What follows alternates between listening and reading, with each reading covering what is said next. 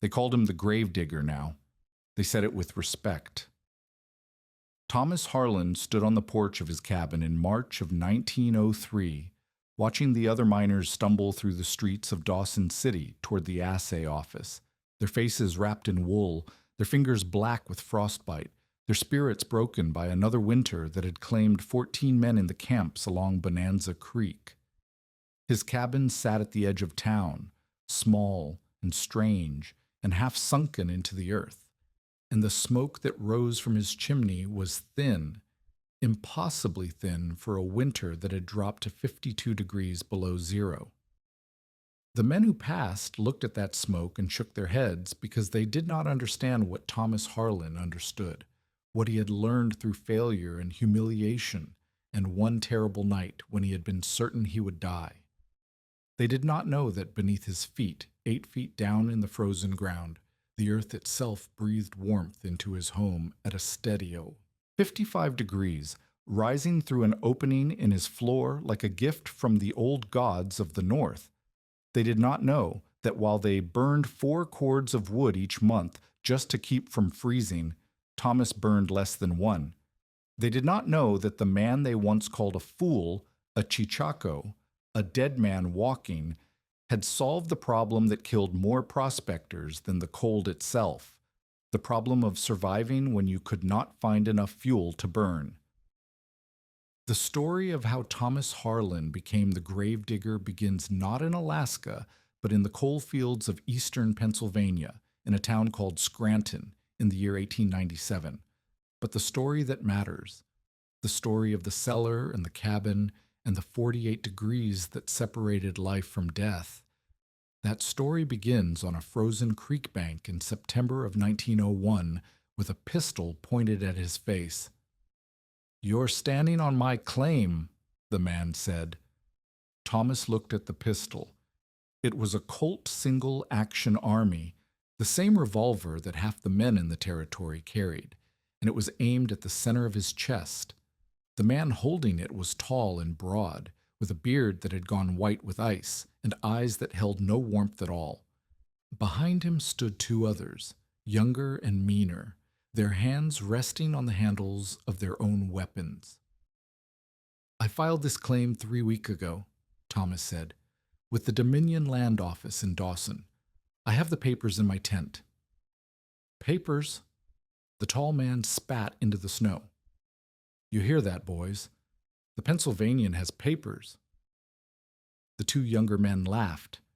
One of them, the one with the scar that ran from his ear to his chin, took a step forward. "Mister," he said, "I don't care if you have a letter from the Queen of England. Marcus Brierly staked this ground in '98. You're standing on Brierly ground, and you've got until I count to 10 to get off it." Thomas felt his stomach drop. He had heard the name Brierly and Dawson, whispered in the saloons and trading posts like a curse. Marcus Brierly and his sons had come up from Montana in the first wave of the rush, and they had built their fortune not through honest labor but through violence and intimidation. They owned claims on 3 creeks, and the men who had disputed those claims had a way of disappearing into the wilderness, never to be seen again. "I have $20, Thomas said. "In my tent. Take it and let me gather my things." Marcus Brierly lowered the pistol slightly. His eyes moved over Thomas, taking in the worn boots, the patched coat, the thin frame of a man who had not eaten well in months. $20, Marcus said, "for a claim that'll pull 10,000 in color before the season ends." He shook his head. "You Eastern boys, you come up here with your dreams and your papers, and you think the law means something. Let me tell you what means something up here, Pennsylvanian. This means something." He raised the pistol again. "1, the scarred son began, counting. 2. Thomas ran. He ran through the willows along the creek bank, his boots breaking through the thin ice that had formed overnight, the cold water soaking through to his skin. He heard laughter behind him, then a gunshot that sent bark exploding from a birch tree 3 feet to his left. He did not stop. He ran until his lungs burned and his legs gave out, and then he crawled. And when he could not crawl any more, he lay in the snow and waited to die. But death did not come. The Brierleys did not follow. When Thomas finally found the strength to stand, the sun had moved across the sky and the temperature had dropped. His wet boots had begun to freeze to his feet. His tent, his tools, his food, his $20. Everything he owned was back on the claim that Marcus Brierley had stolen from him. He had nothing but the clothes on his back and a folding knife in his pocket. He walked toward Dawson. It took him 2 days.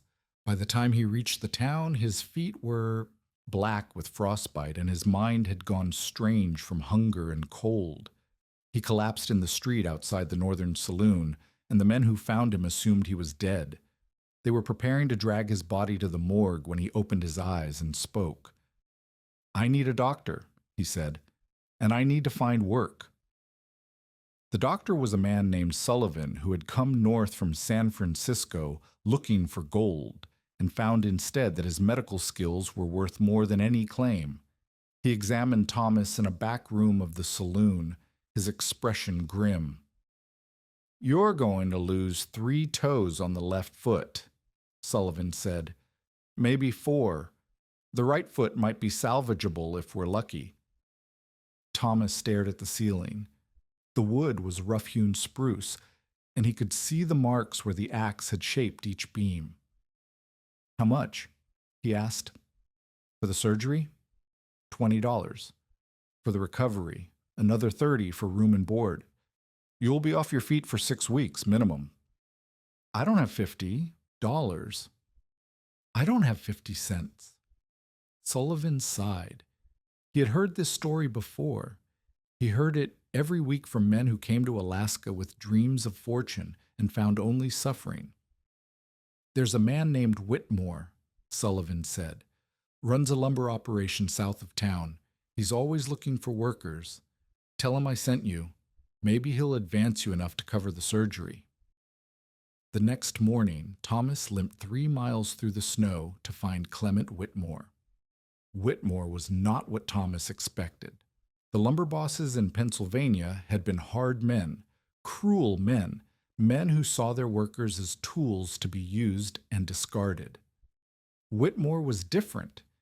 He was 60 years old, with white hair and a beard that reached his chest, and he spoke with the accent of a man who had grown up in the mountains of Virginia. He listened to Thomas's story without interruption, his eyes fixed on the young man's ruined feet. "The Brierleys," Whitmore said when Thomas finished. "They've run off 12 men this year alone. The Mounties won't touch them. Too much money changing hands." "Can you give me work?" Thomas asked. "I'll do anything.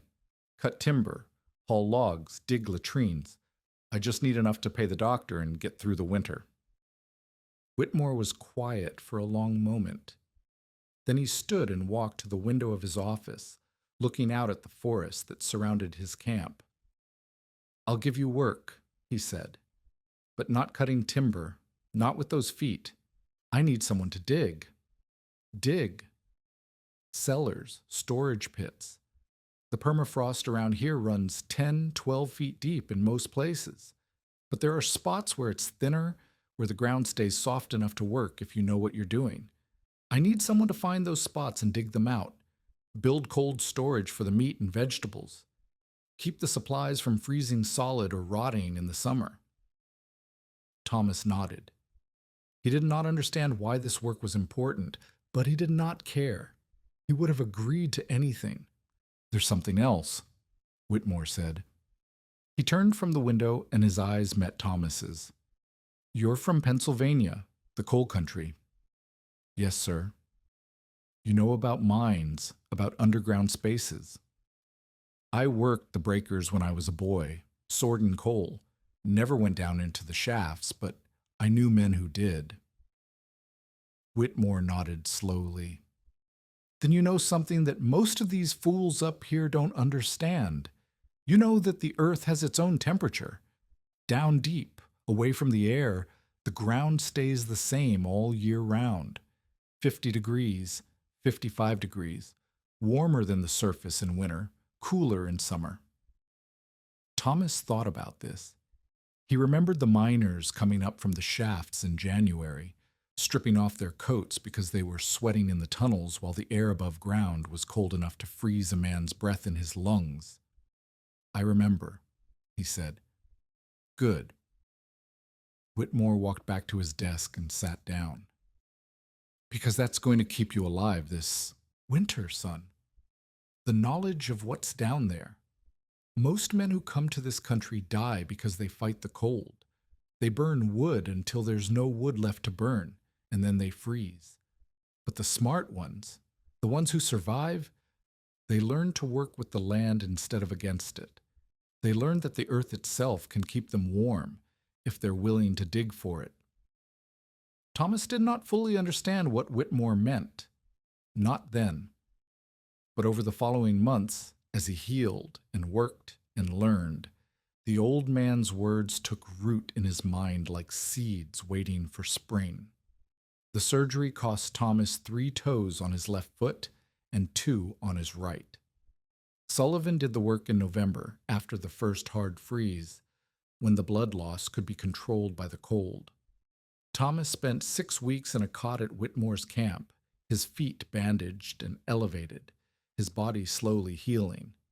During those weeks, Whitmore visited him every evening after the work crews had eaten their supper.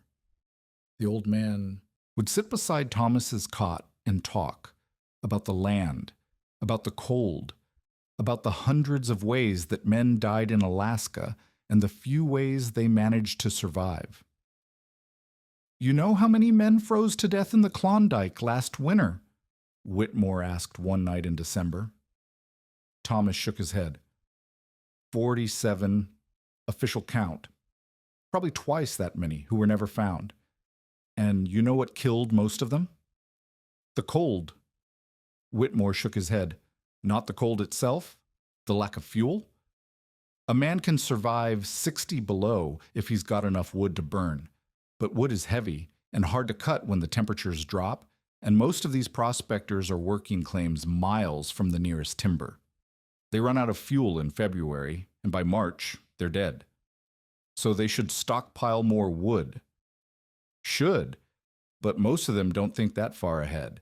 And even if they do, hauling 4 or 5 cords of firewood to a remote claim is backbreaking work. Most men can't do it alone. Thomas was quiet for a moment, thinking. What about coal? There's supposed to be coal deposits in the territory. There are, but the coal's hard to reach, and the mining operations are controlled by the big companies. A small prospector can't afford it. No, the men who survive up here do it by being smarter than the cold. They build their cabins tight with double walls and sod roofs. They bank snow against the foundations to keep out the wind. And the smartest ones. Whitmore trailed off, his eyes distant. The smartest ones what? Thomas asked. The smartest ones dig down instead of building up. There's an old-timer named Henderson lives about 20 miles north of here who built his cabin over a root cellar back in '92. Says he burns half the wood the other men do. The heat from the ground rises up through his floor, keeps the chill off even when the temperature drops to 50 below. Thomas sat up in his cot, ignoring the pain in his feet. The heat from the ground? I thought the ground was frozen. The surface is frozen, the permafrost. But dig deep enough past the permafrost layer and you hit soil that stays at 50-55 degrees year-round, warmer than any cabin in the territory. Henderson figured out that if he could tap into that warmth, let it rise up into his living space, he could cut his fuel consumption by more than half. How deep did he dig? 8 feet, he told me. Took him 2 months, working through the summer when the ground was soft enough, but he said it was worth every blister. Thomas lay back on his cot, his mind racing.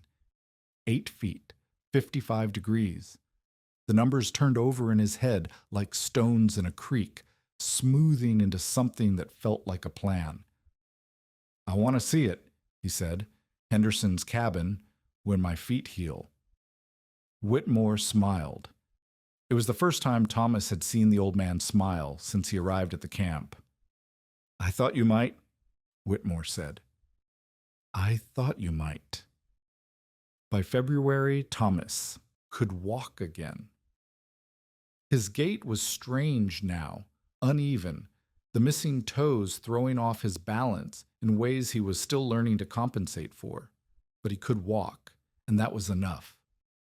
Whitmore gave him a small sled and enough supplies for a week, and Thomas set off north to find the old-timer named Henderson.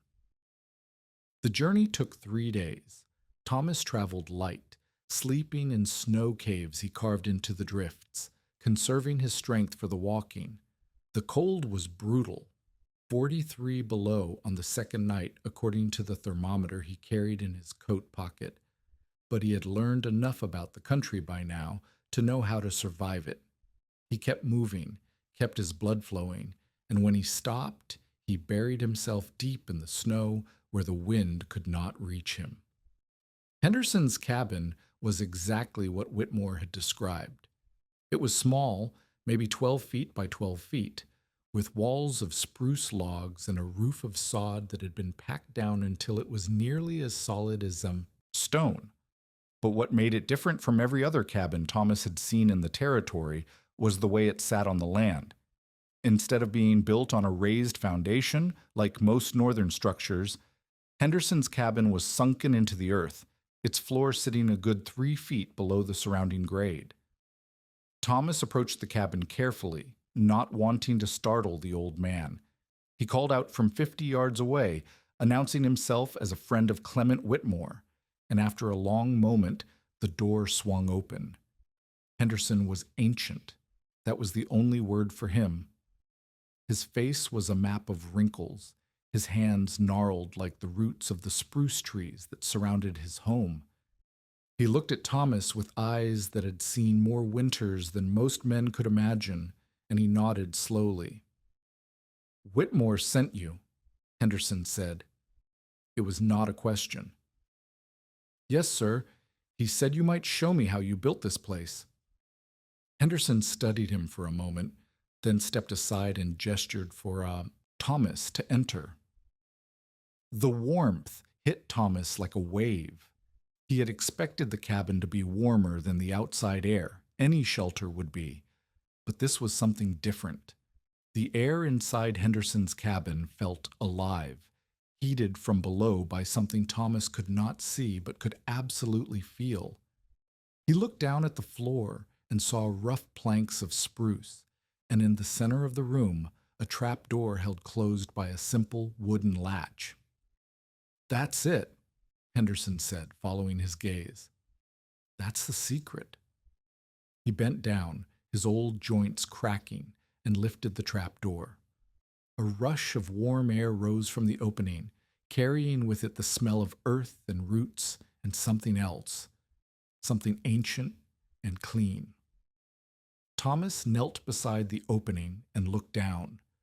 Below him was a chamber, roughly 8 feet deep and maybe 6 feet across, with walls of packed earth supported by wooden bracing.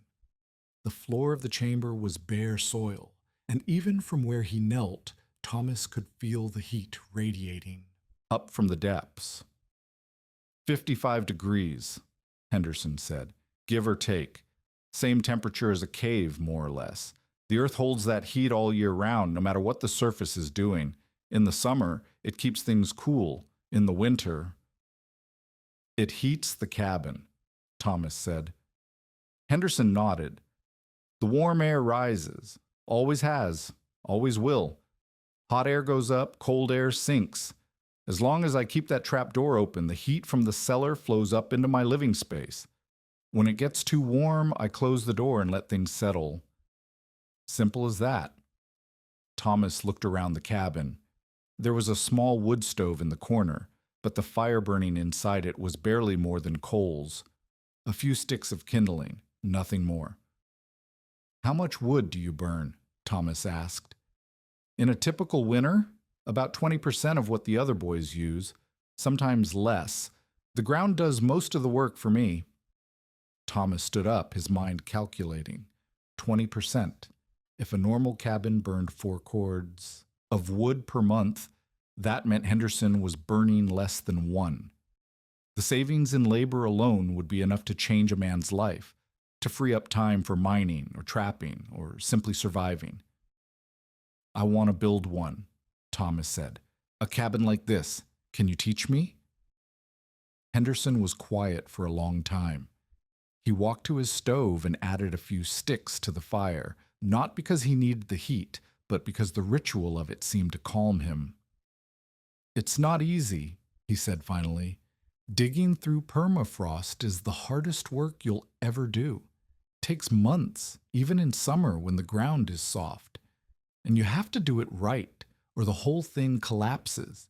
The bracing, the drainage, the ventilation. It all has to be perfect, or you'll end up buried alive in your own cellar. I'm not afraid of hard work, Thomas said, and I've got nothing else. The Brierleys took my claim, took everything I had. I need to start over, and I need to do it smart this time.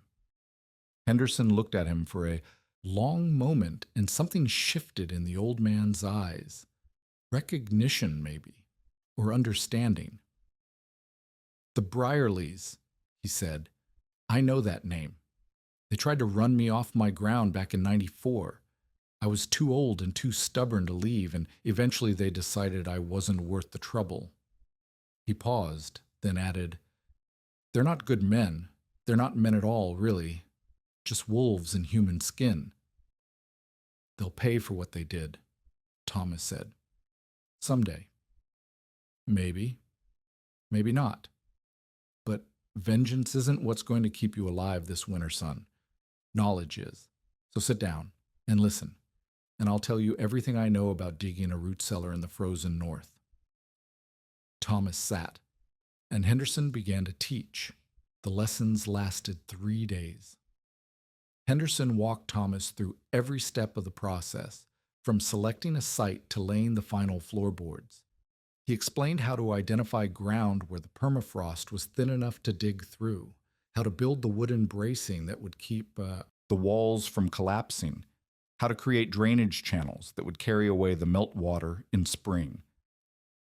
He showed Thomas the tools he would need: picks, shovels, a hand-cranked auger for boring through the frozen soil, and he explained how to sharpen and maintain them in the brutal conditions of the northern winter. But the most important lesson was about the heat itself. You need to understand the principle, Henderson said on the final evening of Thomas's visit. They were sitting beside the open trapdoor, feeling the warm air rise around them like an invisible river. The earth doesn't create heat, it stores it.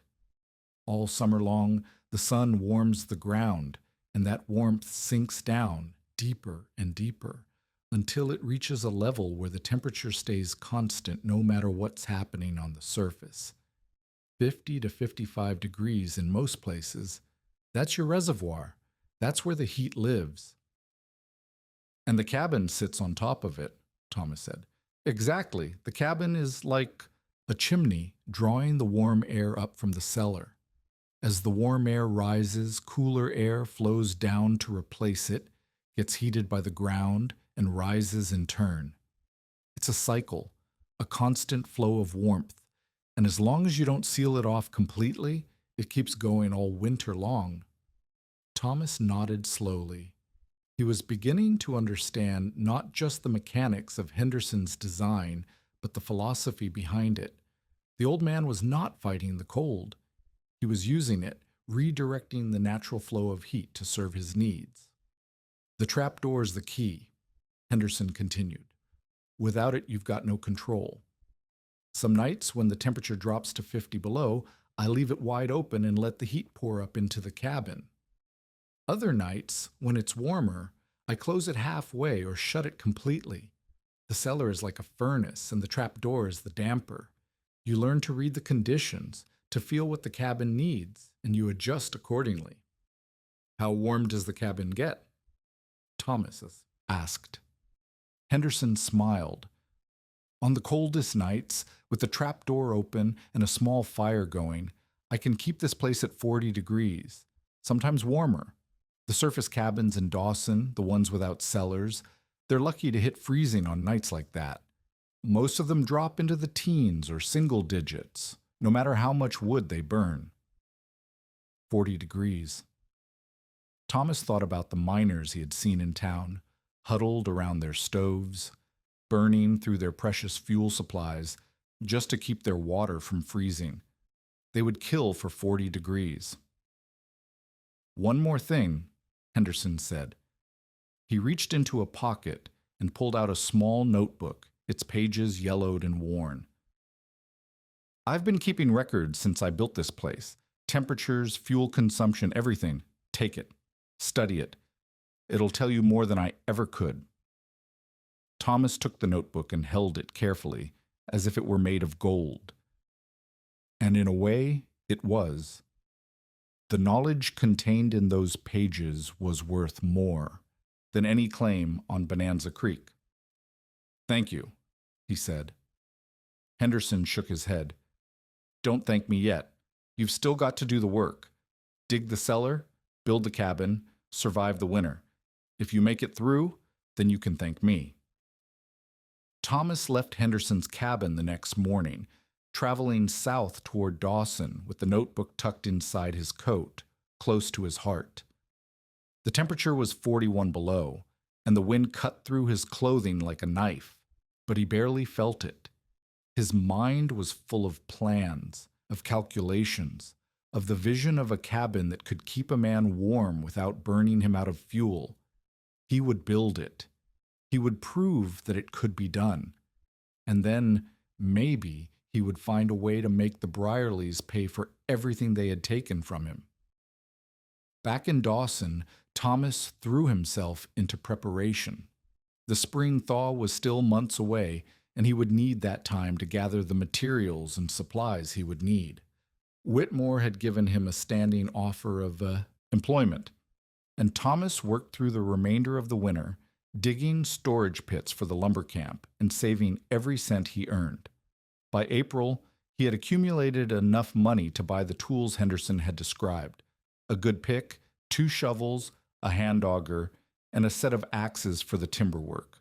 He also purchased a small tent, a month's worth of provisions, and a single-shot rifle for protection against bears and wolves, and men like the Brierleys. The question of where to build consumed his thoughts. He spent weeks studying maps of the territory, talking to old-timers in the saloons, trying to find a piece of ground that met his requirements. Far enough from Dawson to avoid claim jumpers, close enough to timber for construction, and situated on soil where the permafrost was thin enough to dig through. In May, he found it. The location was on a small creek about 15 miles southeast of Dawson, in a narrow valley surrounded by spruce and birch. The creek had no gold. Thomas had tested the gravels himself and found nothing worth pursuing, which meant that no one would contest his right to build there. And the soil, when he tested it with his auger, revealed exactly what Henderson had described: a layer of permafrost about 4 feet thick, with soft, workable earth below. Thomas filed a homestead claim with the Dominion Land Office on May 12, 1902. The clerk who processed his paperwork looked at the location and shook his head. "No gold out there," the clerk said. "You know that, right?" "I'm not looking for gold," Thomas replied. "I'm looking for ground." The clerk shrugged and stamped the papers. He had seen stranger things in his years in the territory. Men came to Alaska for all kinds of reasons, and most of them left disappointed. This one would probably be no different. But this one was different. Thomas knew it in his bones. The digging began on May 15th, when the ground had thawed enough to work. Thomas marked out a square 8 feet on each side, then started breaking through the permafrost with his pick. The work was brutal. The permafrost was not uniformly frozen. There were layers of ice mixed with gravel, patches of rock that required hours of chipping, sections of soil that had turned to something like concrete after centuries in the cold. Thomas worked from dawn until dusk, breaking through 6 inches on a good day, sometimes less than 2 inches when he hit a bad patch. After 2 weeks, he had gone down 3 feet. After a month, he reached the bottom of the permafrost layer and hit the soft earth below. And that was when everything changed. The soil beneath the permafrost was different. It was dark and rich, almost warm to the touch compared to the frozen ground above. Thomas dug his hand into it and felt the temperature difference, the stored heat that Henderson had described. 55 degrees. The earth itself, given up its warmth. He worked faster now, the digging easier in the soft soil. By the end of June, he had reached 6 feet. By mid-July, 8 feet. The cellar was taking shape, a perfect cube carved into the earth, its walls supported by the wooden bracing he had built from spruce logs cut in the surrounding forest. The cabin came next. Thomas had sketched the design during the winter months, basing it on Henderson's structure but adding refinements of his own. The cabin would be 12 feet square, with walls of double-thick spruce logs and a roof of sod over birch bark. The floor would be raised 6 inches above the ground on the sides, but would have a central opening directly over the cellar, covered by a trapdoor of thick planks. He worked alone, felling trees and hauling logs, notching corners and fitting walls. The work took longer without help, but Thomas had learned patience in the lumber camps, and he had learned something else too. The value of doing a job right, of taking the time to make every joint tight and every surface smooth. By September, the cabin was finished. Thomas stood outside in the early autumn light, looking at what he had built. It was not much to look at. A small, squat structure half sunken into the earth, its sod roof already sprouting grass and wildflowers. But it was his. Every log, every nail, every inch of it represented months of labor and years of learning. He went inside and lit a small fire in the stove, not for warmth, but for light. Then he opened the trapdoor and waited. The warm air rose around him like a blessing. He felt it on his face, on his hands, on the ruined stumps of his missing toes. 55 degrees, rising from the depths of the earth, filling his cabin with heat that cost him nothing. Thomas sat down on the floor beside the open trapdoor and wept. The first real test came in October. The temperature dropped to 23 below, the first serious cold of the season, and Thomas spent the night monitoring his cabin like a doctor watching over a patient. He had placed 3 thermometers at different points in the structure, one on the floor near the trapdoor, one at chest height on the wall, and one near the ceiling. Every hour he checked them and recorded the readings in a notebook that had become the successor to the one Henderson had given him. At midnight, with the trapdoor fully open and a small fire burning in the stove, the readings were remarkable. The thermometer near the floor showed 49 degrees. The one at chest height showed 42. The one near the ceiling showed 38. The warm air from the cellar was stratifying, creating layers of heat that kept the lower portion of the cabin comfortable, while the upper portion stayed cooler. Thomas added 2 small logs to the fire, no more than 5 pounds of wood total, and went to sleep on his cot, which he had positioned low to the ground to take advantage of the warmest air. He slept better that night than he had slept in months. By morning, the temperature outside had dropped to 31 below. Inside, the floor thermometer read 46 degrees. The cabin had lost only 3 degrees over the course of the night, despite burning almost no fuel.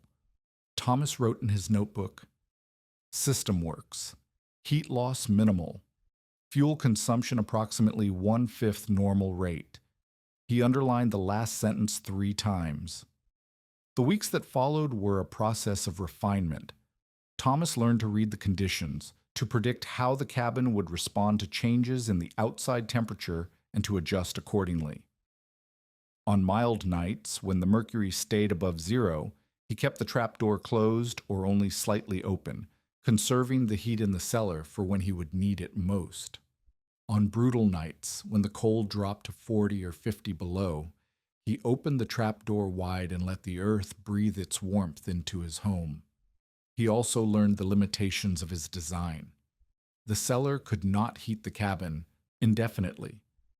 The warmth it provided was finite, drawn from the stored energy of the summer sun, and if he left the trapdoor open too long, the temperature in the cellar would begin to drop.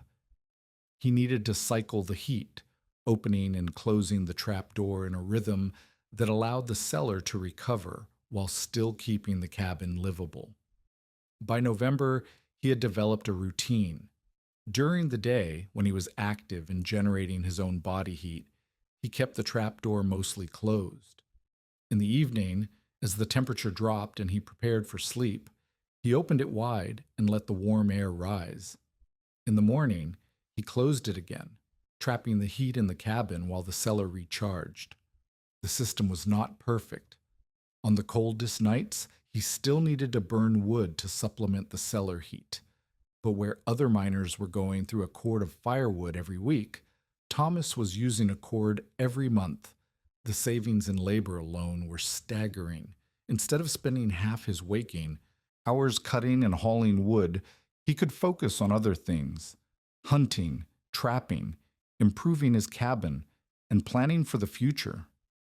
Word of his strange cabin began to spread. The first visitor arrived in late November, a trapper named Josiah Moon who had heard rumors in Dawson about a man living in a half-buried shack that stayed warm without fire. Moon was skeptical.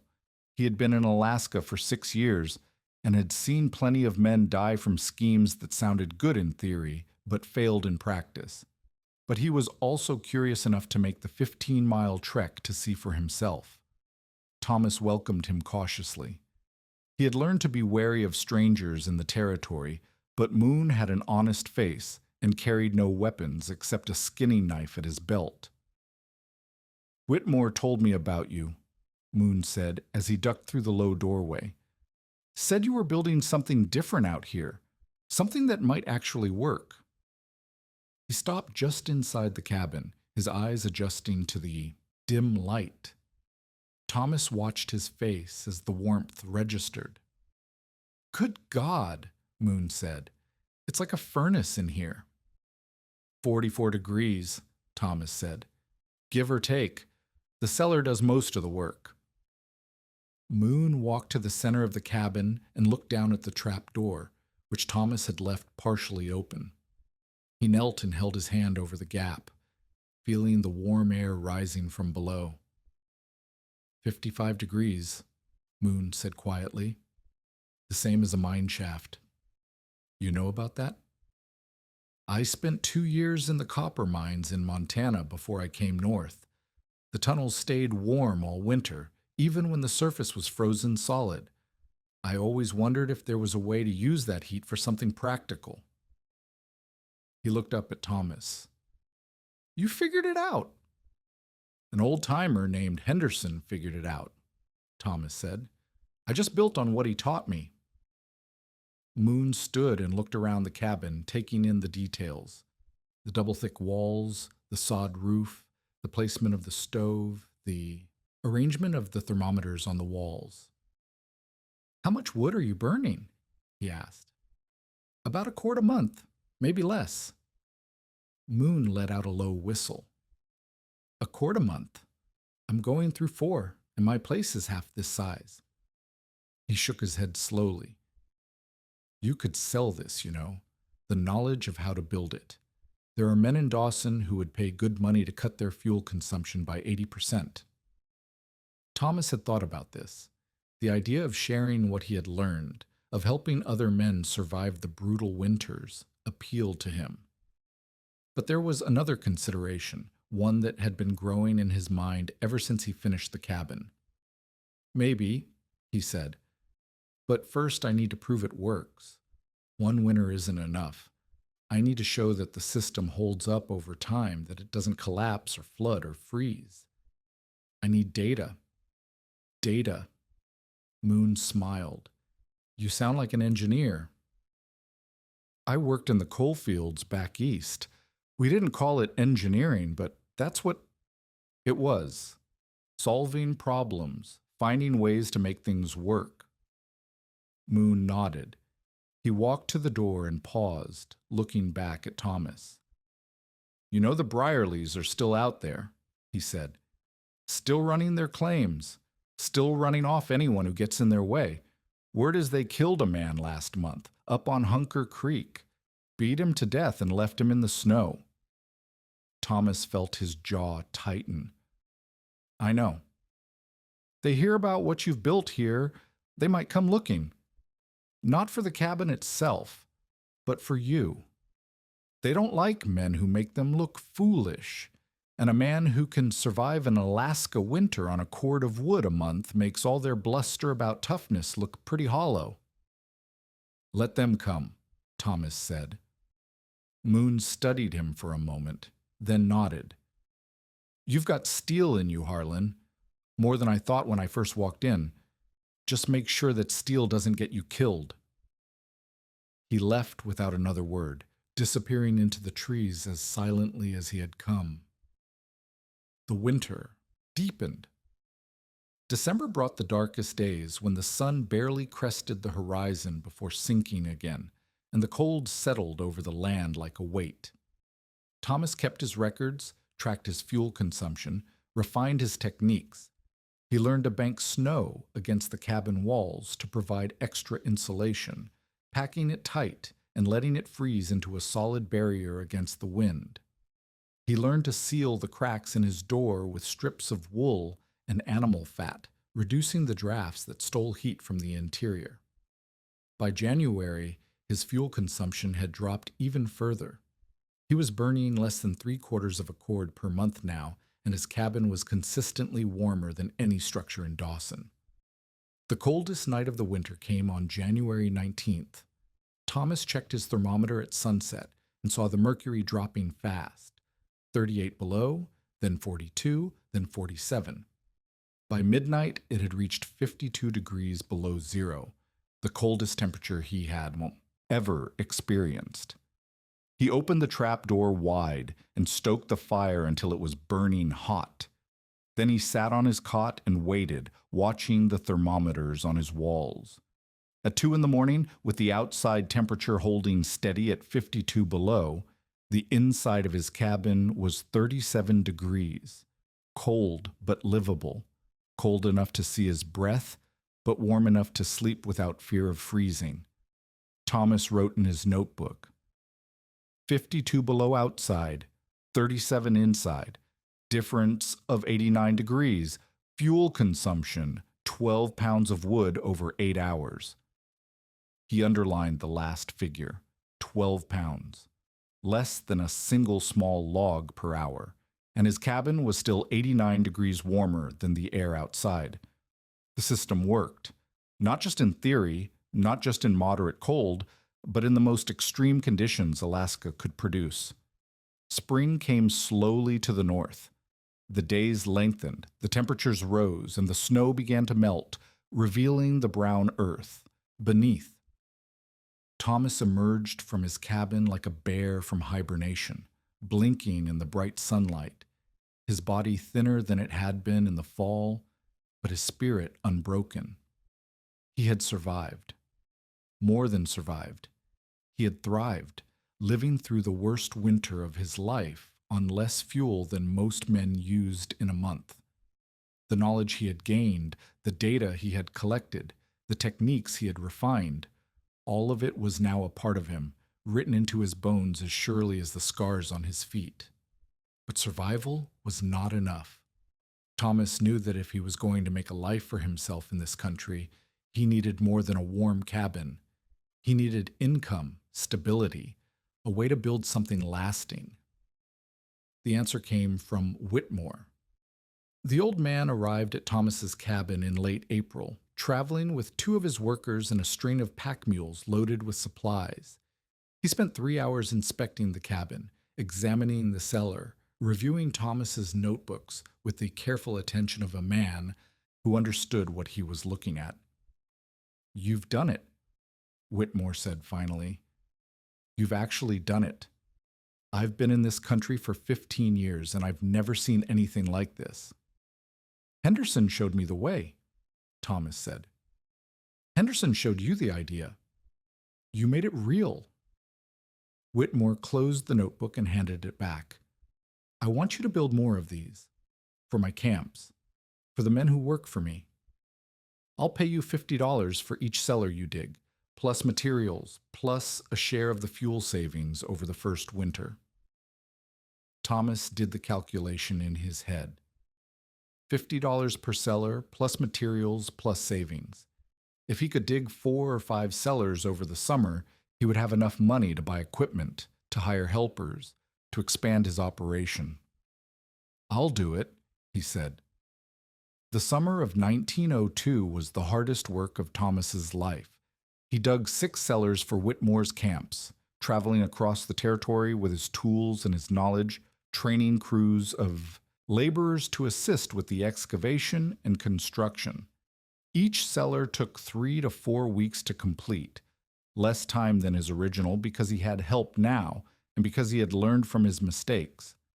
By September, all 6 cabins were finished.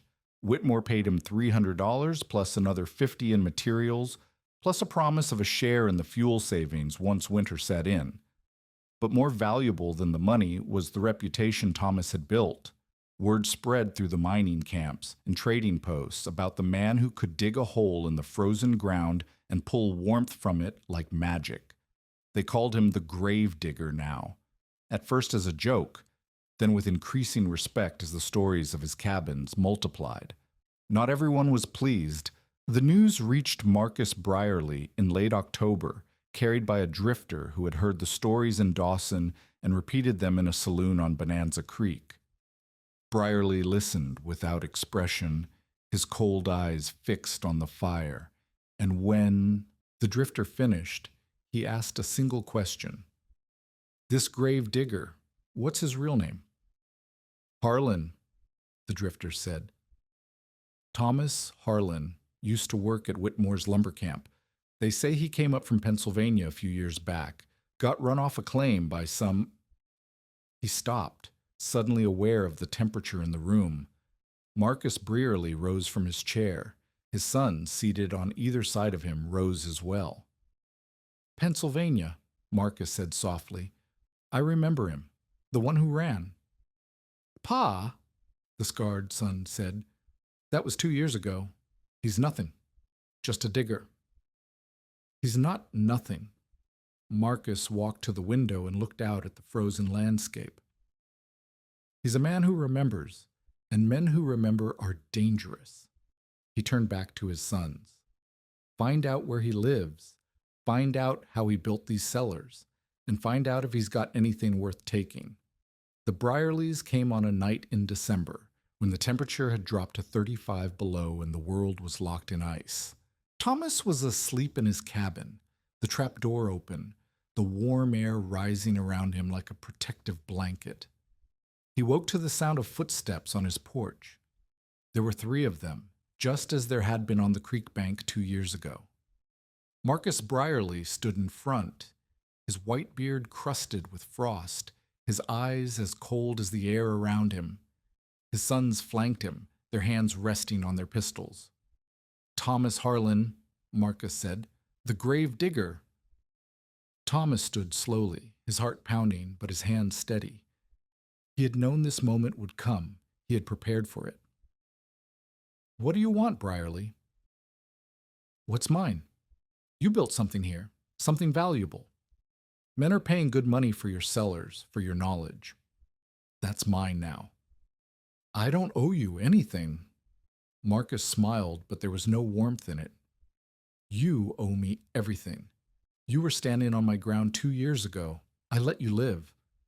That was a mistake I aimed to correct." He drew his pistol. Thomas did not move. He had prepared for this moment, had thought through every possibility, every outcome, and he had made a decision. "Before you pull that trigger," he said, You should know something. The mounted police know I'm here. Whitmore knows I'm here. Josiah Moon knows I'm here. If I disappear, they'll come looking, and they'll find you." Marcus hesitated, just for a moment. "You're bluffing." "Am I?" "I've been keeping records, Brierly. Names, dates, every claim you've stolen, every man you've run off or killed. I've got it all written down, and I've sent copies to Dawson, to the assay office, the police, the territorial administrator. You touch me, and that information goes public. You'll hang." The scarred son took a step forward. "He's lying, Pa. Let me—" "Shut up." Marcus's eyes had not left Thomas's face. He was calculating, weighing the risks, trying to determine if the man in front of him was telling the truth. Thomas held his gaze. He was not lying, not entirely. He had kept records, and he had shared them with Whitmore, who had promised to forward them to the authorities if anything happened. But he had no guarantee that the police would act, no certainty that the Brierleys would face justice, even if the evidence was overwhelming. All he had was the conviction in his voice and the steel in his eyes. The silence stretched between them like a wire pulled tight. Then Marcus lowered his pistol. "You've got nerve," he said. "I'll give you that. More nerve than sense, maybe." He stepped back, motioning for his sons to do the same. "This isn't over, Harlan. You can't hide behind your papers forever." "I'm not hiding," Thomas said.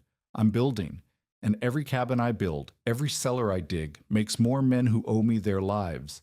More men who will remember who helped them and who tried to stop me. You want to come after me? Go ahead. But know that you'll be fighting the whole territory, not just one man from Pennsylvania." Marcus stared at him for a long moment. Then he turned and walked off the porch, his sons following in silence. Thomas watched them go, their figures disappearing into the darkness, and did not move until the sound of their footsteps had faded completely. Then he sat down on his cot and let out a breath he had been holding for what felt like hours. The confrontation with the Brierleys changed things. Word spread through the camps that Marcus Brierly had backed down from the gravedigger, had walked away from a fight he would have won 2 years ago without a second thought. The story grew in the telling. Thomas heard versions where he had faced down all 3 Brierleys with nothing but a shovel. Versions where he had threatened to collapse the cellar and bury them all. Versions where the warmth of his cabin had melted the ice in Marcus Brierly's heart. None of the stories were true, but all of them served a purpose. By spring, Thomas had more work than he could handle. Miners from as far as 40 miles away came. To him, asking for cellars, offering money he would not have believed possible 2 years ago. He hired helpers, trained apprentices, developed techniques that allowed him to dig faster and deeper than he had ever thought possible. He also began to teach. Men came to learn his methods, to understand the principles behind his designs, and Thomas turned none of them away. He knew that the more people who understood how to build thermal cellars, the more people would survive, and the harder it would be for men like the Brierleys to control the territory through fear and violence. The winter of 1902 to 1903 was the mildest in years, but even so, 14 men died in the camps along Bonanza Creek.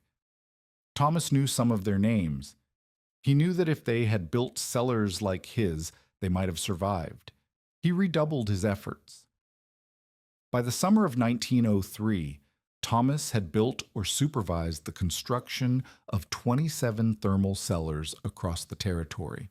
The cabins above them were marked by their thin smoke plumes, their owners by their healthy faces and unbroken spirits. The gravedigger's work was spreading, changing the way men lived in the frozen north. But Thomas knew that his work was not yet complete. The Brierleys were still out there, still dangerous, still controlling their claims through intimidation and violence. And there were others like them, men who saw the territory as something to be conquered rather than lived in.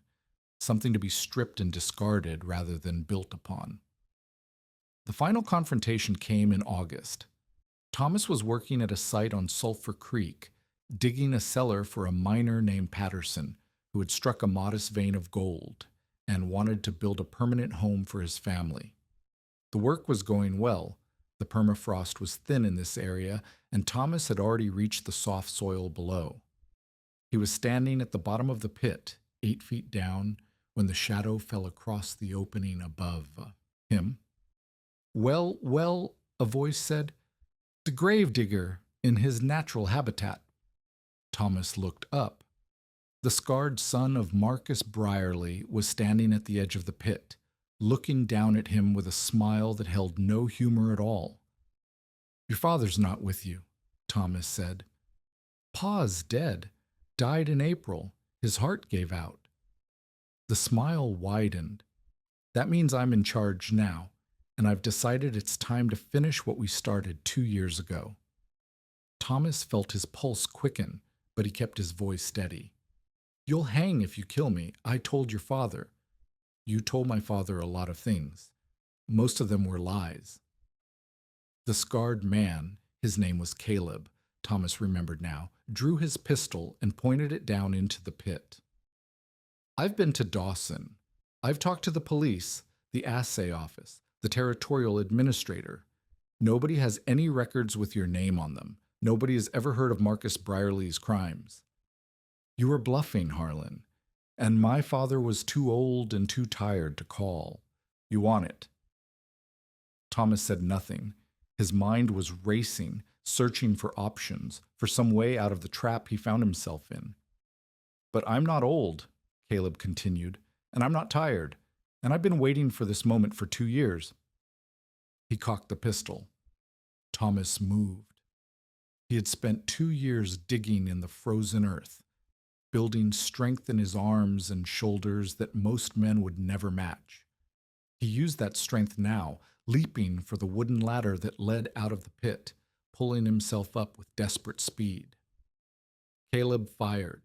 The bullet tore through Thomas's shoulder, spinning him sideways, but he did not stop. He reached the top of the ladder and threw himself at Caleb, knocking the pistol from his hand and driving them both to the ground. They fought. It was not a clean fight, not a fair fight. It was 2 men trying to kill each other in the dirt beside an open pit, using fists and teeth and whatever came to hand. Thomas was wounded, bleeding from the gunshot, but he was also fighting for his life, and that gave him strength he did not know he had. He found a rock, a good rock, heavy and smooth, the kind he had moved thousands of times in his work. He brought it down on Caleb's head, once, twice, 3 times, until the man stopped moving. Thomas sat back, gasping for breath, his shoulder burning with pain. Caleb lay motionless in the dirt, blood pooling around his head. He was still breathing, barely. Thomas considered finishing it. The thought rose in his mind like bile, dark and tempting. This man had tried to kill him. This man's father had stolen his claim, driven him into the wilderness, cost him 5 toes and nearly his life. No one would blame him for ending it now. But Thomas Harlan was not a killer. He was a builder, a teacher, a man who had learned to work with the land instead of against it. He would not become the thing he had fought against. He bound Caleb's wounds as best he could, then walked the 3 miles to Patterson's, camped to get help. By the time the mounted police arrived, Caleb Brierly was conscious again, and Thomas was able to tell them everything: the attack, the confession about Marcus's death, the years of crimes that the Brierly family had committed across the territory. This time, there were witnesses. Patterson had heard the gunshot and come running. He had seen Caleb standing over the pit with his pistol drawn. He had seen Thomas defend himself. Caleb Brierly was arrested and taken to Dawson. He was tried for attempted murder in September of 1903 and sentenced to 15 years in prison. His brother, the other son of Marcus Brierly, fled the territory rather than face similar charges. The claims that the Brierlys had stolen over the years were reviewed by the territorial administration, and in most cases, the original owners or their families were able to reclaim what had been taken from them. Thomas did not try to reclaim his original claim on the creek. That ground held nothing for him now but bad memories. Instead, he returned to his cabin on the small creek 15 miles southeast of Dawson and continued his work. The winter of 1903 to 1904 was brutal. The temperature dropped to 60 below in January, and the snow fell so thick that men could not see their hands in front of their faces. Across the territory, miners huddled in their cabins, burning through their fuel supplies, praying for the sun to return. But in the cabins that Thomas Harlan had built, the trapdoors stayed open, and the warm air rose from the cellars below. The thermometers on the walls read 35 degrees, 40 degrees, 45 degrees. The men inside slept soundly, their fuel supplies lasting the winter and beyond. By spring, the death toll from the winter was the lowest it had been in years. The miners gave credit to the mild temperatures, to the adequate fuel supplies, to simple luck. But those who knew better, those who had, watched Thomas Harlan dig into the frozen earth and pull warmth from it like water from a well. They knew the truth. The grave digger had changed the North. In March of 1903, Thomas stood on the porch of his cabin and watched the other miners stumble past toward the assay office. His shoulders still ached where Caleb's bullet had torn through the muscle, and he knew it always would. But the pain was a reminder of what he had survived, what he had built, what he had become. They called him the grave digger now. They said it with respect. Thomas looked at the thin smoke rising from his chimney, at the sod roof sprouting with the first green shoots of spring, at the land that had tried to kill him and failed. He thought about Henderson, the old-timer who had taught him the principle that saved his life. He thought about Whitmore, who had given him work when he had nothing.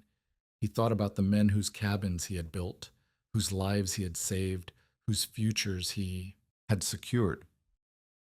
And he thought about the cellar beneath his feet, 8 feet deep, 55 degrees, breathing warmth into his home like the heartbeat of the earth itself.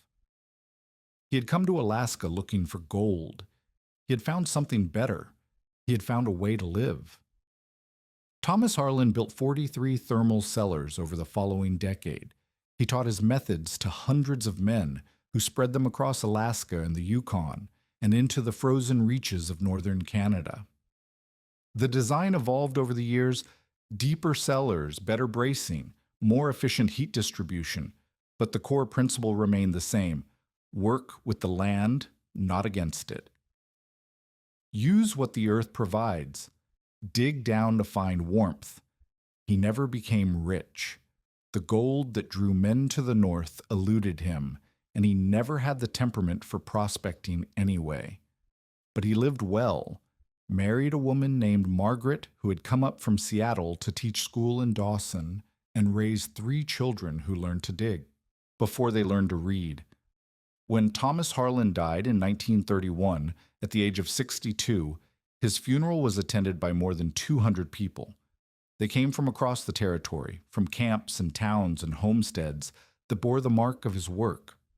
They stood in the snow outside the small church in Dawson and listened to the minister speak of a man who had changed the North, one cellar at a time. After the service, a group of old-timers gathered at the Northern Saloon to share stories about the gravedigger. They talked about the cabins he had built, the lives he had saved, the way he had faced down the Briarleys with nothing but his voice and his conviction. They raised their glasses to his memory and drank deep. And outside, in the frozen streets of Dawson, the smoke rose thin from 100 chimneys, thin because the cellars below were doing the work, breathing warmth into the cabins above, keeping the cold at bay the way Thomas Harlan had taught them. The earth remembers. The earth provides. All you have to do is dig.